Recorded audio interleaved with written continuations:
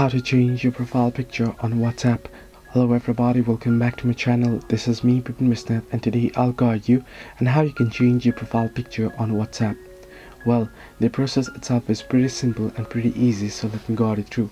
In order to change your profile picture on WhatsApp, simply go ahead and open up your WhatsApp. Next thing, you'll be in the space. Here you're gonna tap on the three dots option at the top right corner of your screen, and then you can head into settings. Once under settings, you can see your page here. So what you can do is you can simply tap on your profile right here. So you can tap on it and this will pop up here.